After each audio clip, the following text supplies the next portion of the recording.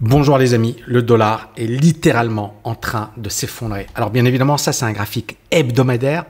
Depuis le début de l'année, depuis le 13, ici vous voyez ici, le 13 janvier 2025, le dollar en chute libre. On va voir en daily, vous allez voir que c'est vraiment impressionnant. Regardez ici, ça c'est le dollar qui chute. Et d'un autre côté, vous avez l'or, regardez comme il explose à la hausse. Vous avez également le silver, on va prendre l'ETF, ou je vais prendre le silver tout court qui également explose à la hausse. Même le Bitcoin qui était quand même moyen, vous voyez, il commence à dessiner une très belle bougie à la hausse. Et en fait, le paradoxe ici, c'est que tout le monde est en train de fuir le dollar. J'ai lu plusieurs articles, CNBC, Wall Street Journal, etc. Et on se rend compte que beaucoup de gens sont en train de fuir les États-Unis, même les riches américains. Ça, c'est un article du Wall Street Journal et comment les riches gèrent actuellement la crise. Et vous allez voir que certains riches se posent des questions. Regardez ici. Ça, Rich, donc c'est une entreprise basée à Boston qui gère des clients qui ont au moins 100 millions de dollars d'investissement. Et il dit beaucoup de clients se posent la question des États-Unis. Est-ce que c'est la fin des États-Unis? Est-ce que le marché haussier sur les États-Unis est fini? Ici, sur plus d'une décennie, les actions US ont été les actions les plus prometteuses, celles qui ont connu la croissance la plus forte. D'ailleurs, il faut bien se rappeler d'une chose. C'est pendant cette dernière décennie, on a eu un marché haussier historique, mais on a également énormément de fortunes qui ont explosé pendant les 10-20 dernières années du fait du quantitative easing. Un autre point important, c'est ici les hedge funds. Alors les hedge funds, c'est quand même la smart money, c'est-à-dire les gens les plus intelligents, les plus brillants, les mieux diplômés, qui ont les moyens. Hein. Tout le monde dit oui, les particuliers ne peuvent pas se comparer. Eh ben, ils sont en train de perdre énormément d'argent. Et smart money en train de souffrir avec le chaos des tarifs douaniers. Et regardez ce sous-titre, même les hedge funds n'étaient pas préparés à cette variation aussi brutale des actions, des obligations et des devises. C'est fou! Même les hedge funds, même les meilleurs hedge funds n'étaient pas préparés. Un autre point ici, Goldman Sachs qui dit que ses clients, hein, les hedge funds qui sont clients de Goldman Sachs, ont vendu le mois dernier les plus gros volumes en 12 ans. D'accord, les plus gros volumes à la baisse en 12 années. Donc on est en train de vivre un crack brutal du dollar. L'or qui explose et le malheur, hein, c'est que tout le monde fuit, même les riches américains. On a un petit peu étudié ensemble la presse américaine, que ce soit le Wall Street Journal, CNBC, mais tous les journaux parlent de la même chose. Et en quelques jours, les marchés américains ont effacé 700 milliards de dollars de capitalisation, ce qui est énorme. À titre de comparaison, le PIB de la France, c'est 3 000 milliards de dollars, c'est-à-dire qu'en quelques jours, on a effacé 2 fois ce que produit un pays comme la France en une année, ce qui est énorme. L'explication, vous la connaissez. Trump a imposé des tarifs douaniers à 145% sur la Chine, menace l'Europe et les alliés. Il cherche à forcer ses partenaires à limiter leurs échanges avec Pékin. Trump récemment a parlé de « je vais mettre la pression sur Powell pour faire baisser les taux d'intérêt », alors que l'inflation, elle est quand même à la hausse. Et il est en train de déclencher une guerre commerciale globale. Il a déréglé l'économie mondiale. Après avoir déclenché sa guerre commerciale, il est revenu en arrière. Il a dit, bon, bah finalement, je vais faire une pause de 90 jours puisqu'il a eu la pression de Apple, etc. Et en fait, on a l'impression d'avoir affaire à des amateurs. C'est-à-dire, comment des gens à la tête d'un pays puissant comme les États-Unis ont pu se comporter comme de parfaits amateurs. Il pensait qu'il allait arriver, il allait imposer ce qu'il avait envie de faire et tout le monde allait lui dire oui, d'accord, on a tous peur, bien sûr, on va. Et le gros problème, c'est qu'on voit même la Chine aujourd'hui se rapprocher de l'Europe, l'Europe se rapprocher de la Chine et on voit quelque chose d'inédit. On ne pensait pas que ça allait arriver un jour et c'est en train d'arriver du fait de Trump. Et ça permet de comprendre pourquoi on a un chaos sur les marchés, pourquoi on a une défiance mondiale et pourquoi aujourd'hui on a une chute du dollar. La Chine, bien évidemment, passe à l'offensive, c'est-à-dire que Trump a attaqué la Chine et les Chinois ne se sont pas laissés faire. Ils annoncent également des tarifs de 125% sur les produits américains. Ils restreignent les exportations de minerais stratégiques vers les États-Unis. Ils ont blacklisté plusieurs entreprises américaines. Ils menacent également de sanctionner tous les pays qui coopèrent avec les États-Unis contre ses intérêts. Et le président chinois est en train d'entamer une tournée diplomatique en Asie du Sud-Est pour former un bloc anti-US. Incroyable, mais vrai. C'est-à-dire, même si, voilà, dans le pire scénario, je sais pas si vous avez vu le film, plutôt la série House of Cards, même en regardant le scénario le plus tordu de House of Cards, on n'aurait pas eu mieux. C'est ça ce qui est dingue. C'est comment se flinguer en quelques mois, hein. C'est pas, Trump, il vient d'arriver au pouvoir, quoi. Il est arrivé au pouvoir, on est au mois d'avril et c'est chaotique. C'est du jamais vu. À tel point que même les millionnaires américains sont en train de se dire, bon, on va peut-être investir ailleurs qu'aux États-Unis parce que la bourse américaine est risquée. Les conseillers de JP Morgan, Goldman Sachs conseillent leurs clients, c'est des banques américaines. Ouais, ça pourrait valoir le coup d'investir en Europe, ça pourrait valoir le coup d'investir au Japon, ça pourrait valoir le coup d'investir sur l'euro, etc. Et c'est ça le paradoxe. Le paradoxe, c'est que l'euro, il y a quelques mois, tout le monde disait c'était foutu, d'accord? Je me rappelle ici de ce fameux point bas où sur toutes les radios, les chaînes télé, etc., tout le monde disait l'euro est fini. Et moi, je me souviens que j'étais baissier sur l'euro, mais je me disais attention. Je me souviens que j'avais un étudiant qui m'avait dit « Tammy, tu en penses quoi ?» Il parlait d'ailleurs du dollar canadien. Il me disait « Tu en penses quoi? Est-ce qu'il faut vendre ?» Et moi, je lui ai dit « Écoute, le problème ici, c'est qu'on a un excès. C'est que tout le monde parle de la même chose. Et donc, si tu fais la même chose, tu risques de te faire avoir. » Et c'est ce qu'on a eu. Ici, on a eu un point bas. 0,95, mais vraiment c'était la panique. La panique, tout le monde disait l'euro est fini, c'est bon, il faut acheter des dollars, etc. Et la suite, on la connaît. On a eu un beau rebond, correction ici, mais là c'est juste incroyable. Le dollar qui baisse et l'euro qui était considéré comme une monnaie has-been, une monnaie finie, une monnaie, certains experts nous parlaient de la fin inéluctable de l'euro, ben on l'attend toujours, la fin inéluctable de l'euro, on l'attend, elle n'est pas là. Et c'est ça ce qui est dingue. Et alors, un autre point très important, les amis. Là, je vais vous parler un peu comme analyste technique, pas analyste financier ou fondamental ou macro. L'analyse technique, ici, c'était très simple. Là, on a une tendance haussière, on est au-dessus des moyennes mobiles. Là, on casse les moyennes mobiles, on est baissier. Et beaucoup de gens, encore une fois, essaient de compliquer les choses. Mais ce qui est intéressant avec l'analyse technique, c'est que le marché a toujours raison. C'est ça le principe de l'analyse technique. C'est que après coup, c'est toujours trop tard.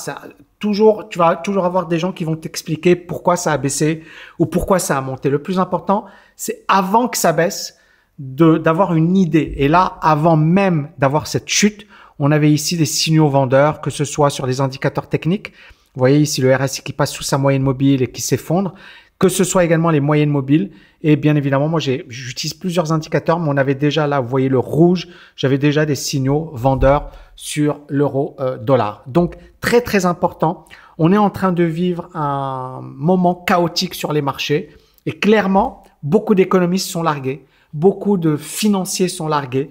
Et c'est la raison pour laquelle il faut revenir sur les fondamentaux, notamment sur les fondamentaux de l'analyse technique et de la psychologie. Aujourd'hui, on est dans un marché psychologique. Et donc, les marchés vont faire des variations complètement folles. Et la seule manière de tirer son épingle du jeu, c'est véritablement de bien maîtriser l'analyse technique. Et ça, c'est mon point de vue perso. Vous pouvez ne pas le partager. Et donc, c'est ça le paradoxe. C'est que de plus en plus d'Américains commencent à douter de l'économie américaine, commencent à se mettre massivement en cash, commencent à douter de la structure actuelle. Effondrement, bien évidemment, de la confiance sur le dollar. On réduit son exposition. Rappelez-vous également la Chine, le yen, le Japon, mais également les BRICS. Et les BRICS étaient en train de lever, de créer une monnaie alternative au dollar. Et Trump avait menacé, il avait dit tous les pays des BRICS qui se défient du dollar, eh ben on va les sanctionner, on va leur taper dessus. Mais ça, c'était avant. Aujourd'hui, enfin désolé, hein, je suis pas américain, donc je peux me permettre de dire ce que j'ai envie de dire. Trump passe pour un rigolo. C'est-à-dire, en fait, les marchés ont toujours raison. Rappelez-vous ce que je vous ai dit. Et je vous l'ai dit à plusieurs reprises. Trump ne pourra jamais arrêter un marché baissier. En fait, la seule chose que Trump doit faire aujourd'hui, c'est rétablir la confiance. Or, en quelques mois, il vient de détruire, de saper la confiance sur le marché américain. Et c'est ça ce qui est incroyable. Et d'autant plus que certains pays comme le Japon détient 1125 milliards de dollars en dette américaine. La Chine, elle détient 784 milliards. Elle avait beaucoup plus auparavant. Le Royaume-Uni, la Grande-Bretagne, 750 milliards de dollars. Le Luxembourg, 412 milliards de dollars. Le Canada, 400 milliards de dollars. Et la dette totale des États-Unis, elle est de 35 000 milliards, 35 000 milliards de dollars. Dans pas longtemps, en 2026, les États-Unis vont devoir refinancer 9 000 milliards de dollars et la Chine et le Japon ont la main. Pourquoi ils ont la main? Parce que imaginez la Chine et le Japon qui vendent leurs obligations américaines. Qu'est-ce qu'on va avoir? On va avoir une explosion à la hausse des taux d'intérêt américains. On va avoir un effondrement des obligations américaines et on risque de rentrer dans quelque chose de catastrophique pour les États-Unis. Et c'est ça le gros problème, c'est le refinancement à haut risque. C'est-à-dire que les États-Unis aujourd'hui, ils vont devoir refinancer leur dette, c'est-à-dire ils vont devoir lever à nouveau de la dette. Et si les taux d'intérêt explosent, ils vont se retrouver avec des charges d'intérêt colossales et ça risque effectivement de faire très très mal aux États-Unis. Et Trump, en effet, il veut baisser les taux d'intérêt. Il est en train de menacer le directeur de la Fed, le président de la Fed, Powell. Il est en train de dire « Non, mais on veut des taux bas. » Oui, ça c'est ce que tu veux. Mais la réalité, c'est que si l'inflation elle est toujours importante, si on a toujours cette incertitude, Trump ou pas Trump, les taux d'intérêt vont difficilement baisser. Et encore une fois, rappelez-vous, pendant la crise du Covid, il y a des milliers de milliards de dollars qui ont été injectés. Mais aujourd'hui, est-ce qu'on peut refaire la même chose? Autant auparavant, tous les pays s'étaient mis d'accord. D'accord? Tous les pays, à un moment donné, se sont dit on va faire la même chose au même moment. Ça a choqué tout le monde parce que les marchés étaient en train de chuter, d'accord? De s'effondrer. Et là, il y a eu une action massive. Mais le problème, c'est est-ce qu'on peut refaire la même chose aujourd'hui? D'autant plus que les États-Unis, aujourd'hui, se sont isolés eux-mêmes.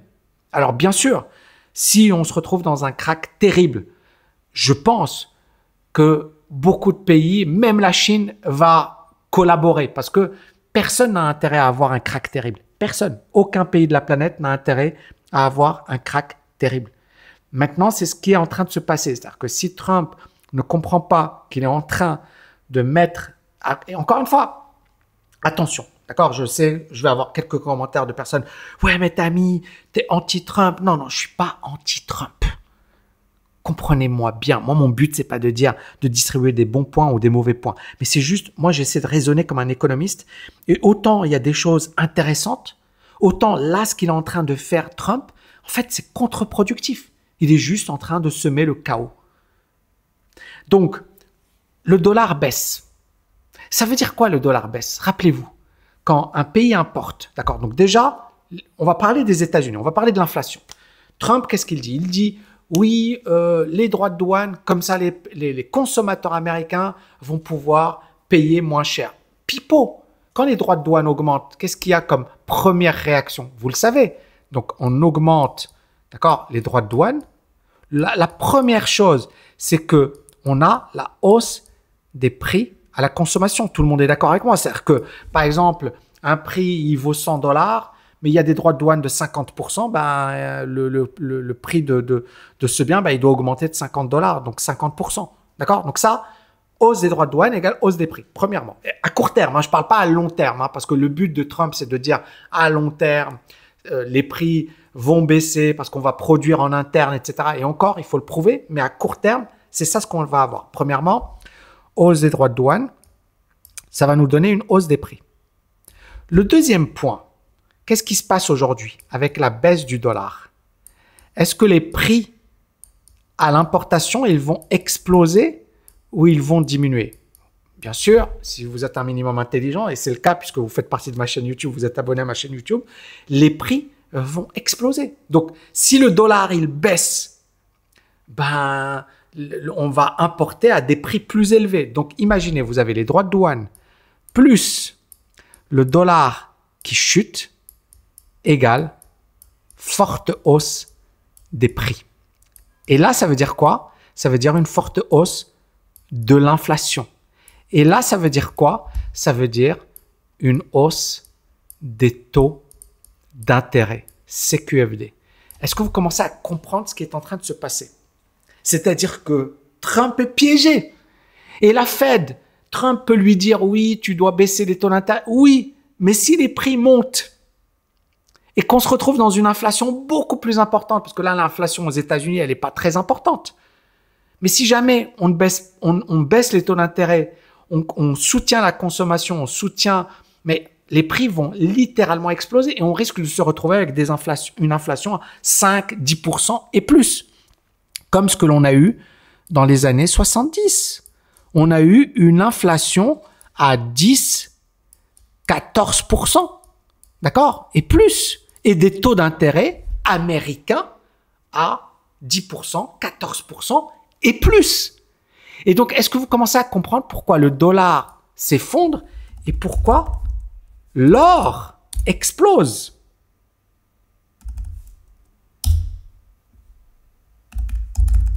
Pourquoi l'or explose?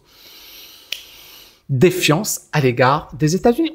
On a peur d'une inflation, tout simplement. On a peur d'une inflation et c'est logique. C'est-à-dire tout ce qu'est en train de mettre Trump, c'est il va favoriser l'inflation. Et ici, ce qu'on est en train de vivre, ce qui est incroyable, c'est que même des gros hedge funds très intelligents, brillants, sont en train de perdre de l'argent et ne comprennent pas ce qui arrive. Par exemple, Bill Ackman, c'est quand même un excellent gérant de hedge fund. Et ben Bill Ackman, depuis le début de l'année, il est en train de perdre 13,9%. Et peut-être qu'il va perdre beaucoup plus, peut-être que ce sera sa pire année. On verra. Donc, l'autre point important, c'est que Trump est en train de créer une accélération de ce que l'on appelle la dédollarisation. Le dollar, ça a été la monnaie dominante jusqu'à aujourd'hui. D'accord? Et là, on a des alliances. La Chine, la Russie, l'Inde, le Brésil, l'Arabie Saoudite qui vont accélérer leurs échanges hors du dollar. C'est déjà le cas. Ça fait déjà quelques années qu'on a entamé cette dédollarisation. On parle d'une monnaie commune qui va concurrencer le dollar. D'accord?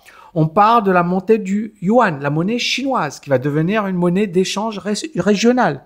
On parle d'une alternative au SWIFT, qui permet effectivement de faire des transactions dans le monde entier. Et Pékin et Moscou sont en train de travailler à un système alternatif au SWIFT, c'est-à-dire on est en train de mettre en place la fin du dollar. Alors, quelles conséquences?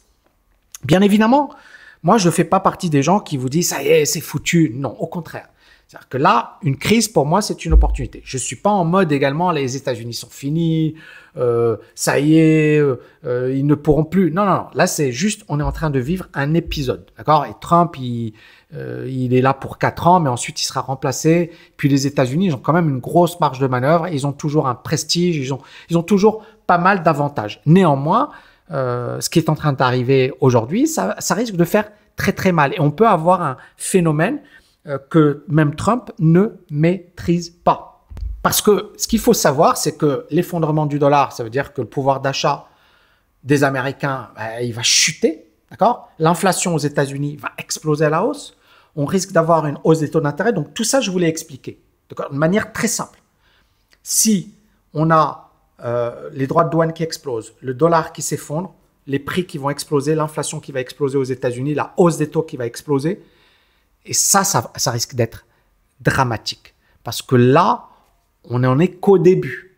Vous voyez, on n'en est qu'au début. Parce que si jamais on rentre dans cette logique que je viens de vous développer, encore une fois, c'est pas fait. D'accord? Donc, pour le moment, on ne peut pas parler de débâcle. Mais ça peut aller très, très vite. Dans un sens comme dans l'autre. Mais si jamais on a une situation où les taux d'intérêt explosent, crédit immobilier, on va avoir un crack immobilier, débâcle boursière. Les Américains, ils dépendent de la bourse, c'est pas comme les Européens. Donc là, c'est vrai que beaucoup de gens critiquent le système par répartition Oui, mais c'est pas. Et moi-même, je suis l'un des premiers à l'avoir critiqué. Mais sauf que là, on va avoir beaucoup d'Américains qui vont être à la rue, quoi. Ils vont rien avoir parce qu'ils dépendent de la bourse. Et si la bourse s'effondre, vous allez avoir un carnage aux États-Unis, mais un carnage. Et donc, ça risque d'entraîner une volatilité extrême en bourse. Donc, comment faire? Que faire aujourd'hui? Alors moi, honnêtement, je l'ai dit à plusieurs reprises, je suis cash sur mes positions à long terme. J'ai quelques petites positions, mais ça reste léger, d'accord? J'attends. Clairement, je suis pas pressé. Je ne suis pas en mode, je suis pas en mode FOMO, d'accord? J'observe. Pour moi, effectivement, c'est vraiment un marché de trading, de swing trading, quelques options, d'accord? Et j'attends pour les positions à long terme. Pour moi, vraiment, c'est trop tôt pour me positionner à long terme. Je vous explique, je vous l'ai déjà expliqué à plusieurs reprises. Je suis très transparent ici. Tant qu'on est sous cette moyenne mobile, 200 jours, pour moi, je n'achète pas. D'accord? Idem pour le SP500. Tant qu'on est sur la moyenne mobile 200 jours, hein, c'est la moyenne mobile en mauve, je n'achète pas. En weekly, ça ressemble à ça. Voilà, c'est cette moyenne mobile rouge. Et donc, pour moi, c'est très simple. Ma stratégie, elle est très simple. Soit on passe au-dessus. Et là, je commence à redevenir acheteur. Je me dis, ah, il y a un regain. Soit on est en dessous. Et pour moi, c'est du trading. C'est des mouvements courts. Mais je ne m'éternise pas. Et je m'en fiche de rater le point bas. Encore une fois, je vais le répéter parce que je vais avoir des abrutis qui vont me dire « Ouais, mais Tammy, j'ai raté le point bas, je t'emmerde. » Mais vraiment, je le dis sincèrement et c'est pas méchant. Je t'emmerde. Fais ce que tu veux, c'est ta vie, c'est ton argent, c'est ton patrimoine. Moi, perso, je sais qu'il faut jamais être impatient. Et je vais vous expliquer ce que j'ai fait en 2022. Et c'est public, d'accord? Il y a très peu de gens qui ont fait ça. Moi, je l'ai fait publiquement. Regardez ma vidéo fin 2021. On est là et je parle de... Donc, ici, je suis prudent, d'accord?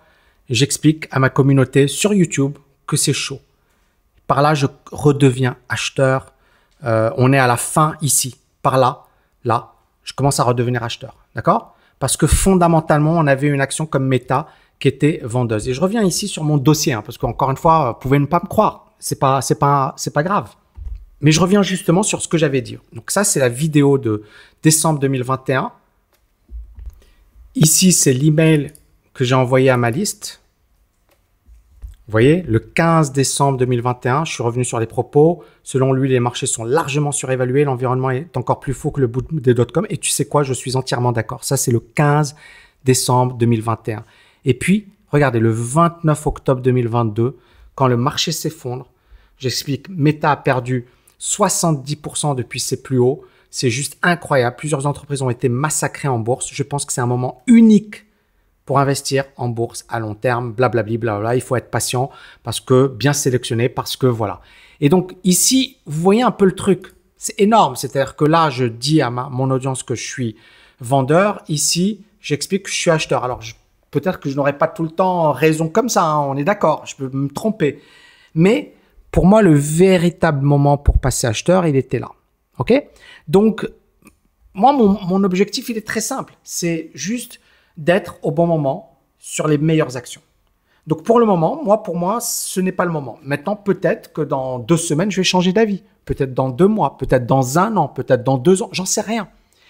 Le plus important, c'est quelle est ma stratégie et comment je vais l'appliquer. Et c'est ça ce que vous devriez vous poser comme question. C'est-à-dire ce que moi je pense, c'est pas important pour vous.